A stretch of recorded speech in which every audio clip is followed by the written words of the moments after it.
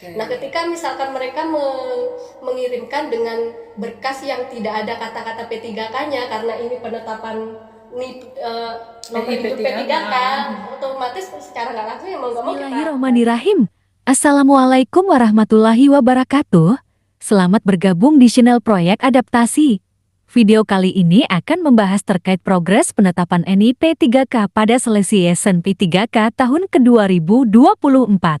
Bagi rekan-rekan yang telah dinyatakan lulus seleksi P3K tahap 1 tahun 2024 dan telah melakukan pengisian DIRHA serta melakukan pemberkasan, tentunya sedang memantau progres perkembangan penetapan NIP 3K. Terkait hal tersebut, ada beberapa hal yang perlu diperhatikan, yaitu bagaimana cara mengecek progres perkembangan penetapan NIP 3K. Yang kedua adalah mengetahui status penetapan NIP 3K, apakah BTS, TMS atau sudah status ACC per T. Untuk informasi selengkapnya, simak video ini sampai selesai. Untuk rekan-rekan yang baru menemukan channel ini, silakan klik tombol subscribe dan nyalakan loncengnya agar menerima notifikasi terkait update video dari channel ini. Jangan lupa klik like dan share. Bagi rekan-rekan yang telah dinyatakan lulus seleksi P3K tahap 1 tahun 2024 yang telah melakukan pengisian DR hari dan pemberkasan, dapat mengecek progres perkembangan penetapan NIP 3K dengan memantau media sosial atau website BKD atau BKP SDM setempat atau media sosial BKN regional masing-masing atau membuka website SSC ASN. Atau bisa dengan menggunakan aplikasi Mola SIASN yang mana nantinya rekan-rekan akan mendapatkan notifikasi monitoring SIASN.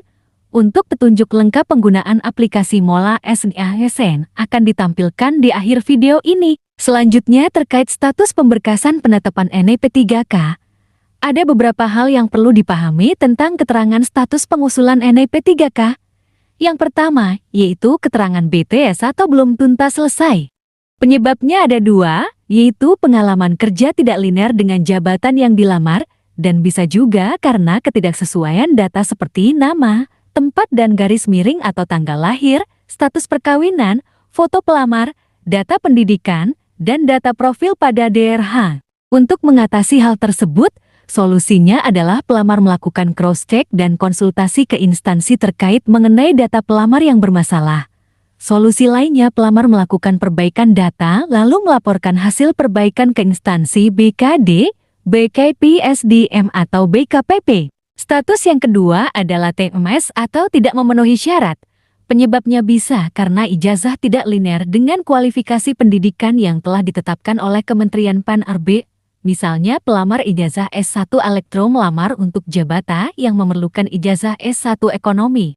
Penyebab kedua adalah pelamar mengundurkan diri atau meninggal dunia. Penyelesaiannya adalah instansi akan menyampaikan pengumuman pembatalan kelulusan bagi yang tidak memenuhi syarat atau TMS. Berikut penjelasan lebih lengkapnya. Netizen dan sobat BK itu kepo banget gitu, kayak pingin tahu banget ini prosesnya udah sampai mana sih, penetapan NIP kami gimana sih gitu. Pak Dedi dan Mbak Narti boleh sharing deh, kan bidangnya pengangkatan dan pensiun nih. Iya. Nah, perannya di penetapan nomor induknya P3K ini apa gitu, di penetapan NIP 3K? Nah, itu kan melalui di aplikasi CISN. Jadi setelah Sobat BKN nih misalkan yang sudah lulus itu disuruh ngisi DRH, nanti setelah DRH-nya diisi, nanti dari instansi masing-masing itu akan mengirimkan usul ke kita melalui aplikasi tadi yang SIASN. Nah, setelah usulnya nyampe di kita, barulah kita verifikasi. Apabila sudah memenuhi syarat, bisa kita ACC.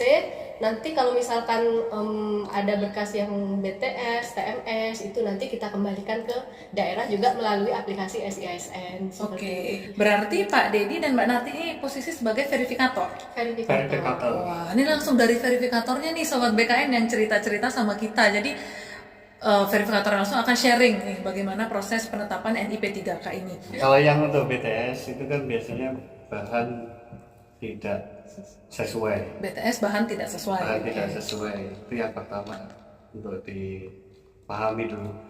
Terus selanjutnya itu yang kita langsung masuk ini berarti. Iya, kalau yang TMS apa Pak TMS? Kalau TMS kan berarti kan tidak memenuhi syarat. TMS tidak memenuhi syarat, oke. Tidak memenuhi syarat. ada pemberitahuan dari kita juga. Nah, terus Kalau yang BTS nih Pak, BTS gimana nih? Itu- Kenapa bisa BTS itu? itu kan yang paling sering kejadian yang kita alami lah selama jadi verifikator. Itu yang pertama itu SK CP3K. SK calon P3K-nya. Iya. Ada apa Pak? Kenapa tuh? Itu biasanya yang pertama belum ditandatanganin sama pimpinannya. Waduh, jadi SK-nya masuk tapi tanpa tanda tangan. Iya, Iya. ya sobat BKN juga harus tahu ya istilahnya kalau untuk SKCP 3K itu harus ditandatangani oleh PPK. Jadi bisa Oke. bupati atau gubernur atau wali kota. PPK gitu. itu adalah pejabat pembina kepegawaiannya. Iya, Betul. Oke.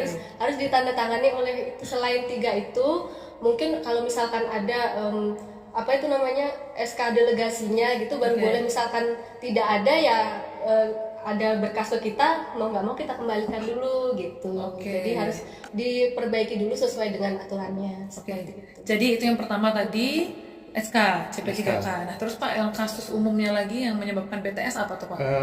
Selanjutnya itu yang paling sering yang surat pernyataan 5 poin. Waduh, apa itu Pak surat pernyataan 5 poin tuh? Nih, Surat sobat BKN biar 5 tahu nih. poin, itu kan di sana kan ada pernyataan harus mencantumkan di poin kedua sama ketiga itu formatnya harus ada P3K-nya.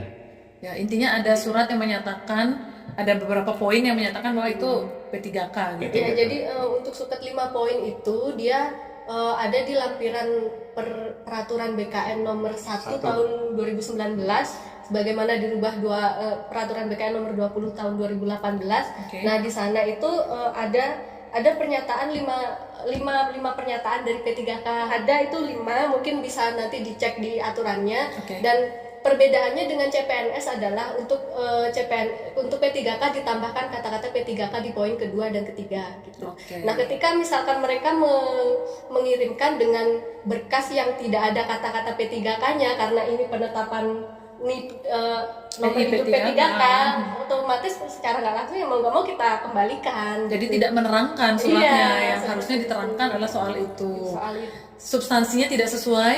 ya, Oke. tidak sesuai dengan formatnya. Sesuai dengan Sesuai format. format. Ya, kemudian apa lagi nih Pak? Ijazah Ijazah, sobat BKN, ijazah. Ada apa? Kenapa ijazah? itu biasanya kan nama kan Nama. paling simpel aja nama. Oke. Misalkan ada tanda kutip. Oke. Misalkan Apostruf tanda ada kutip, kutip ya. di ijazah tidak ada tanda kutip, di data dukungnya ada pakai tanda kutip. Biasanya itu kita konfirmasi juga. Itu saja menyebabkan masalah ya. Masalah. Iya, karena Oke. nanti kan ketika sudah ditetapkan yang bersangkutan protes, nanti diperbaiki lagi malah bolak-balik gitu. Betul, Jadi betul, kita betul. konfirmasi dulu mana Oke. kadang misalkan ijazah di nama itu ada spasi gitu, spasi pun itu kita konfirmasi gitu.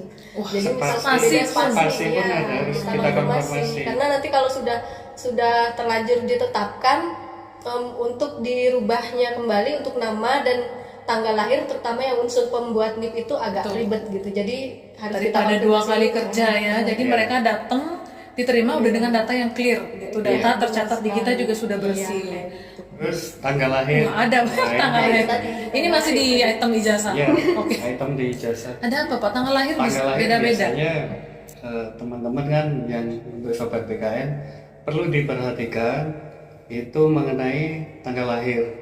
Jangan sampai nanti sudah ditetapkan NI P3K-nya untuk guru, nakes, sama tenaga teknis itu hati-hati. Biasanya sih kalau untuk tanggal lahir kita confirm dulu ke BKD. Oke. Kita kan stakeholder kita kan BKD, jadi kan ini kan sobat BKN ini biar tahu intinya apa sih yang saya lengkapin. Jangan sampai saya udah ngelengkapin tapi ternyata masih ada minta kelengkapan yang lain gitu. Caranya sobat BKN yang lagi nunggu NIP-nya NIP 3K-nya ditetapkan tahu berkasnya BTS itu gimana Pak? Jadi dia kayak kalau lihat data yang kita publis Iya. di medsos kan itu hanya kelihatan BTS sekian. Nah mungkin dia sadar oh aku pemerintah kabupaten A itu Aku ini bagian dari yang BTS ini nggak sih? Nah, itu tahunya gimana Pak? Untuk biar tahunya itu Sobat BKN, tinggal koordinasi sama BKD, BKPSDM atau BKPP yang mengusulkan ke kita. Yang pertama, kalau memang datanya lengkap, Ya. ini bicaranya lengkap ini. Oke, ini bicara ideal dulu, lengkap. alurnya Dan ya. sesuai gitu. Iya. Dia sesuai, sudah memenuhi semuanya, kita langsung proses. Langsung Langsung, intinya langsung proses NIP, langsung jadi NIP-nya. Itu yang pertama. Oke, Terus kalau katakanlah ini keliru nih, oke. kita mintain konfirmasi mengenai nama pada ijazah misal. Kita BTS kan, itu otomatis sudah langsung masuk di teman-teman di stakeholdersnya kita. Jadi kita ada sistem yang bisa langsung info ke BKD atau stakeholdernya. Kalau ada yang Iya, aplikasi itu tadi, aplikasi ISN tadi Berarti- ketika kita BTS Ya. langsung diterima saat itu juga oleh saat BKD. itu juga Saat real ini time. juga. Saat ini saya periksa nih, kemudian data nama kok nggak cocok BTS, Iya. langsung diterima Di sana, BKD. iya, Oh, di sana Langsung sudah diterima. mengetahui apa Oke. BTS-nya.